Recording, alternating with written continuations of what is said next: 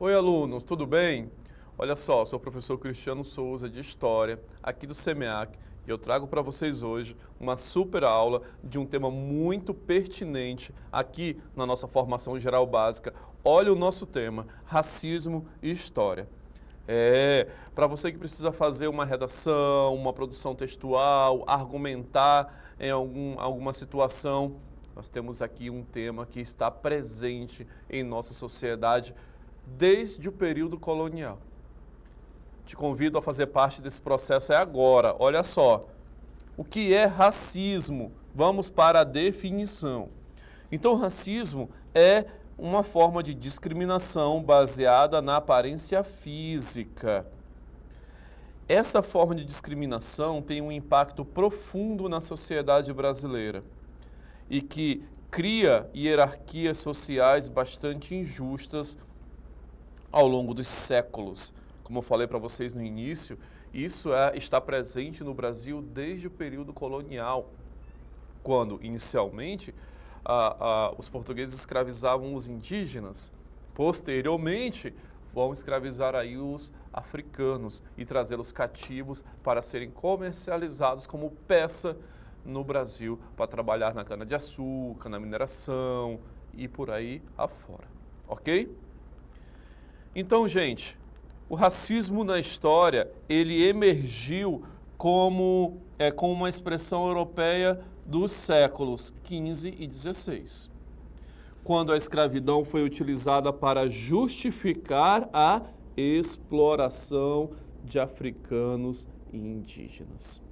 Então, o racismo, ele vem nessa perspectiva e nessa pegada do europeu se achando superior aos africanos, não é? Às pessoas de cor preta, e trazendo eles como cativos aqui para as colônias americanas. Esse conceito de superioridade racial, de raça superior, criado aí pelos europeus, sustentou a colonização e foi reforçado por teorias pseudocientíficas, como a eugenia do século XIX, e que, inclusive, algumas dessas teorias dão conta de que seria missão do europeu levar desenvolvimento a esses povos ou torná-los cristianizados e aí torná-los possuidores de uma salvação, e aí vai transformando toda a cultura desses povos, tanto africanos como povos indígenas.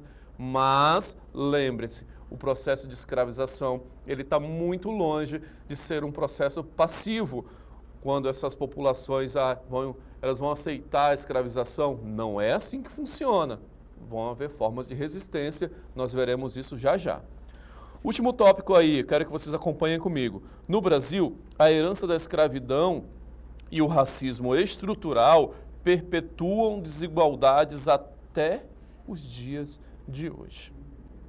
Tenho certeza que você já viu aí cenas, casos de racismo, ou perto de você, na sua comunidade, na sua escola, ou na TV, em notícias, em jornais. Tenho certeza que você já presenciou esses casos aí que são atribuídos a essa superioridade branca ou europeia sobre a população de cor preta, e isso gera muita violência, isso gera muito descaso, não é? Você já viu, já presenciou, tenho certeza. E isso é herança do Brasil colonial. Porque o racismo no Brasil, pessoal, ele se trata da marginalização da população negra, principalmente após 1888. Até o 13 de maio de 1888, e eu estou me referindo aqui à Lei Áurea, que libertou os escravos, nós tínhamos um processo bem institucionalizado de racismo e de exploração dos africanos, principalmente. A partir de 13 de maio de 1888, com a abolição da escravidão, isso não diminuiu. Muito pelo contrário. Muitos escravos que habitavam as fazendas e que eram escravos nas fazendas de café, por exemplo, começaram a migrar para as cidades. E o que eles buscam nas cidades? Oportunidade, emprego, mas a eles não foi dado acesso à educação, não foi dado acesso à melhor condição de vida, não foi dado acesso a emprego. Então, essas populações são marginalizadas. Quando falamos marginalizadas, estão à margem da sociedade. Foram empurradas para a margem da sociedade, tá? Sem os mesmos benefícios que tinha, por exemplo, uma pessoa branca naquele momento. E aí isso leva a um efeito dominó de racismo e de falta de oportunidades a essas populações, a essas minorias, que na verdade vão se transformar mais tarde em maiorias, ok? Maioria sim, né, de maior percentual da população, mas obviamente não de acesso ao que deveriam ter acesso historicamente. Tudo bem? O racismo estrutural, então, segundo tópico, ele é perpetuado por leis no Brasil e em várias outras regiões do mundo. Exemplos de resistência à escravidão no Brasil. Lembra que eu falei para vocês que não foi um processo passivo, eles resistiam à escravidão? Então nós temos aí, exemplos de resistência à escravidão no Brasil, desde que o Brasil era colônia. Você deve ter estudado já lá no seu ensino fundamental, então você lembra um pouquinho disso aí. Quilombos. O principal quilombo brasileiro é o quilombo de Palmares, liderado aí por Zumbi de Palmares, não é? Lembra disso? Os quilombos são aquelas unidades produtivas no meio do mato. Os escravos fugiam das fazendas e iam para essas regiões e lá formavam comunidades de resistência a essa escravidão. E lá começavam a produzir tudo o que eles precisavam, os quilombos, ok? Outra forma de resistência aqui, fugas. Fugiam demais e se fossem capturados, eram levados a um local dentro ali da fazenda, do engenho, chamado Pelourinho, onde ele era exemplarmente punido, principalmente no tronco, com chicotadas. Isso era feito para desestimular os outros escravos a fugirem. Então as fugas eram um mecanismo de resistência. Vocês acreditam que até suicídios eles cometiam como forma de resistir ao trabalho escravo? Porque você imagina, não é? Eles eram retirados da África, do seu povo, da sua comunidade, da sua família, das suas tradições religiosas, trazidos para o Brasil, uma outra região, uma outra terra, uma outra cultura, de forma escravos. E aí esses escravos eram maltratados, e aí, pessoal, isso gerou aí essas formas de resistência ao trabalho escravo. A legislação de combate ao racismo. Nós temos uma lei que combate o racismo? Nós precisamos ter mais? Nós precisamos que essa lei seja melhor aplicada, as que nós temos? Enfim, são aí interrogações que eu deixo para vocês responderem. Mas olha só, nós temos aí as leis número 7.716 de 89 e 10.639 de 2003, que são marcos importantes na luta pela igualdade racial no Brasil. A primeira lei, que é essa aí de 89, tipifica o crime de racismo, enquanto a segunda institui a obrigatoriedade do ensino de história e cultura afro-brasileira nas escolas. Essas legislações buscam promover a inclusão e a justiça social. Nós sabemos que o Brasil também adotou aí há alguns anos o sistema de cotas para que a população negra pudesse ter melhor acesso a concursos públicos, às universidades. Você já ouviu falar nisso, não já? Isso é uma tentativa do Estado de corrigir essa disparidade imensa que faz parte de um legado aí de preconceito, de racismo e de escravidão da nossa história. Certo? Estão acompanhando até aí? Ótimo. Olha só. A abolição inacabada. Após a abolição da escravidão em 1888, a população negra do Brasil enfrentou graves desafios, como a falta de preparação e inclusão social. Já falei isso para vocês, não é? A marginalização, o racismo estrutural, as desigualdades ao longo dos anos. Aí, olha o último tópico. Por exemplo, Mesmo após a abolição, muitos negros ficaram sem acesso à educação, à terra. Naquela época, inclusive, era muito comum eles voltarem para as fazendas para trabalhar em troca de alimento, porque não conseguiam ter nenhuma oportunidade nas cidades. Professor, isso foi só no Brasil? Esse racismo estruturado, esse racismo histórico, aconteceu só na nossa terra, no nosso país? Será? O que você acha? Você sabe ou lembra de algum outro grande caso, de alguma outra nação, que também isso aconteceu assim de forma muito saliente? E aí? Observa esses dois casos que eu trago para você. Olha só. Segregação racial nos Estados Unidos. Aconteceu? Sim, aconteceu. Não é? Como? É uma separação imposta por lei e costumes, baseados na cor da pele.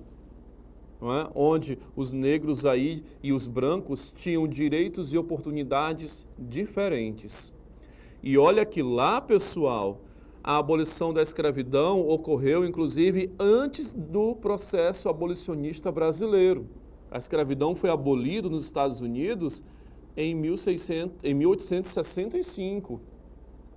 Até então, né, de 1619 a 1865, a mão de obra lá era escrava, forçada, eles não tinham direitos, não é? E aí, pessoal, de 1877 a 1960, nós temos aí uma segregação institucionalizada nos Estados Unidos. Quando eu falo de uma segregação institucionalizada, eu estou dizendo para vocês que haviam leis segregacionistas. Olha aqui. Haviam leis que davam amparo a essa segregação, que davam amparo a esse racismo institucionalizado. Então, por exemplo, havia a segregação em espaços públicos, ônibus para brancos, ônibus para negros, escolas para brancos, bairros para os negros, bairros para os brancos. Não poderia haver, né, não poderiam se misturar, o negro não podia entrar no bairro de branco, o negro não podia sequer usar o banheiro dos espaços que eram destinados às pessoas brancas. Imagina isso, pessoal. Olha que absurdo. Você vai em um local, seja ele um restaurante ou um espaço público, e lá ser delimitado: este banheiro é para pessoas de pele escura e este banheiro é para pessoas de pele clara. E você, tendo aí, está apertado para fazer suas necessidades, e você não pode acessar determinado banheiro porque não é condizente com a cor da sua pele. Isso aconteceu nos Estados Unidos. Isso é a segregação racial institucionalizada que ocorreu lá até 1960. Se você parar para pensar, não faz muito tempo. E quais impactos isso traz para a sociedade? Impactos grandes. Observa aí: muita desigualdade social, uma educação precária, principalmente às pessoas de pele negra, oportunidades limitadas a essas pessoas, violência, discriminação, atos de violência policial. Isso aqui tenho certeza que você viu mais de uma vez nos noticiários, nos jornais. A polícia foi violenta, matou o homem negro, matou o menino negro, foi truculento, foi violento. Isso acontece no Brasil? Também, mas isso acontece também, você verifica nos Estados Unidos, principalmente nos estados do Sul, onde a abolição foi mais tardia. Então, isso gera também movimentos de resistência. Vários líderes e religiosos se juntaram nas décadas de 40, 50 e 60 nos Estados Unidos, lutando por direitos civis. O principal deles é o reverendo Martin Luther King Jr., tá? Da famosa Marcha de Washington, que reuniu aí milhares de pessoas em um protesto pacífico pelos direitos civis, pela igualdade de direitos. Então, Martin Luther King, Malcolm X, esses ativistas lutavam nos Estados Unidos por igualdade racial. Não é que queria ultrapassar o direito da população branca, queria igualdade racial. O que vale para a pessoa branca teria que valer para a pessoa negra e vice-versa. Um outro caso que eu trago aqui para vocês, olha só. Observa esse aqui. O apartheid na África do Sul também foi um processo pessoal e foi instituído bem mais recente, inclusive, olha, é um sistema de segregação racial instituído em 1948. Devido ao colonialismo, houve lá um racismo institucionalizado. Então nós temos aí, pessoal, olha só as leis do apartheid que regulavam tudo isso. Você sabe que a lei regula, né? Determinada sociedade ou determinados comportamentos.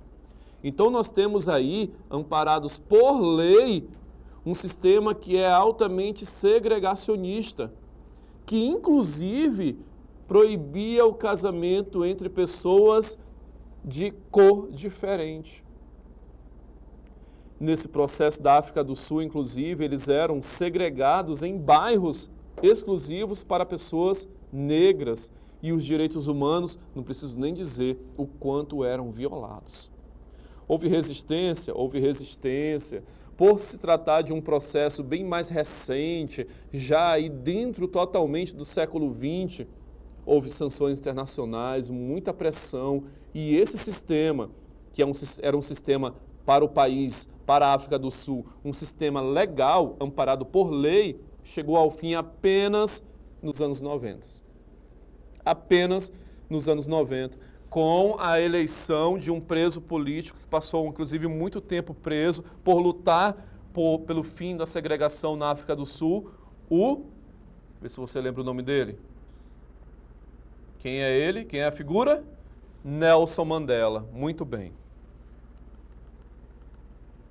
O que nós aprendemos então? Olha só, o racismo é uma construção histórica que é iniciado com a colonização e escravidão, que perpetua desigualdades até hoje. Exemplos de resistência, quilombos, movimentos sociais, que mostram a luta contra essas injustiças.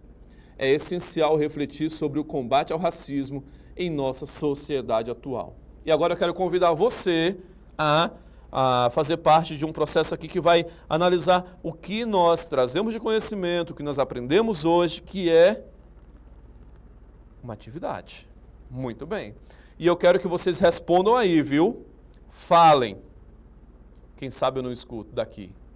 Olha só, após a assinatura da Lei Áurea em 1888, que aboliu oficialmente a escravidão no Brasil, milhares de pessoas negras foram libertas. No entanto, sem políticas públicas de integração, a maioria ficou sem acesso à terra, emprego digno, educação, enfrentando dificuldades para sobreviver em um país que os mantinha à margem da sociedade. É a marginalização dessas sociedades, dessas pessoas, não é, gente? Nesse contexto, é correto afirmar que, alternativa A Lei Áurea garantiu terras aos ex-escravizados como forma de reparação. B, a abolição no Brasil foi acompanhada de políticas educacionais e de moradia para os libertos. C, a elite rural brasileira ofereceu oportunidades de trabalho com salários justos aos ex-escravizados. D, o governo incentivou a contratação de negros libertos ao invés de imigrantes europeus. A, letra E, a ausência de políticas de integração social contribuiu para a exclusão e pobreza da população negra após a abolição. E aí, qual é a resposta certa? Muito bem, ficou fácil, não é? Depois da nossa aula de hoje, ficou muito fácil. É óbvio que só pode ser a letra E. Então, nós temos aí uma história no Brasil, mesmo após a abolição, onde a população negra, ainda a grande maioria dela, situa-se à margem da sociedade. Porque, historicamente, nunca foi garantido a essas populações acesso à educação, à saúde e a emprego, como essas oportunidades foram oferecidas às pessoas de pele branca. Ok? Mais uma. Acompanha comigo. A fuga era uma forma de resistência muito utilizada pelos escravizados, embora fosse arriscada e exigisse um planejamento. Muitas vezes, os escravizados fugiam para áreas de difícil acesso, onde formavam pequenas comunidades que buscavam se manter afastadas dos senhores. Essa prática demonstra que, alternativa A, os escravizados não possuíam qualquer interesse em resistir ao sistema escravista. B, a fuga era sempre realizada em grandes grupos organizados sem exceções. C, existia uma resistência ativa e o desejo de liberdade, apesar dos riscos de recaptura e punições. D, o sistema escravista brasileiro não apresentava mecanismos de repressão às fugas. E, a fuga era permitida pelos senhores como forma de descanso para os escravizados. Tem umas alternativas aqui que são fáceis de serem eliminadas, não é, pessoal? Se você for observar, tenho certeza que muitos de vocês vão ser levados aí a marcar a alternativa B. Alguns vão marcar a B. A fuga era sempre realizada em grandes grupos, organizados, sem exceções. Isso significa que nenhum escravo fugia assim fora dos grupos, simplesmente fugia e corria para o meio do mato e ia procurar um quilombo? Tinha que ser sempre em grupos organizados? Será? Observa a resposta certa. Letra C. Existia uma resistência ativa e o desejo de liberdade, apesar dos riscos de recaptura e punições. Muitos marcam a letra B, mas aqui, sem exceções. Isso tira a letra B da jogada. Tá? Estou ajudando vocês a responderem questões objetivas. Presta atenção. Na prova vocês podem fazer assim também, viu? Nas suas escolas. Então, pessoal, sem exceções, tira a letra B da jogada. Letra C é a resposta certa. Gente, eu espero que vocês tenham gostado, que vocês tenham aproveitado o nosso encontro. Esse é um tema que exige que você se aprofunde, que você pesquise, que você produza mais em cima dele, porque é um tema muito relevante que faz parte da nossa história, ok? Espero que vocês tenham gostado. Nos vemos em um próximo encontro. Até mais!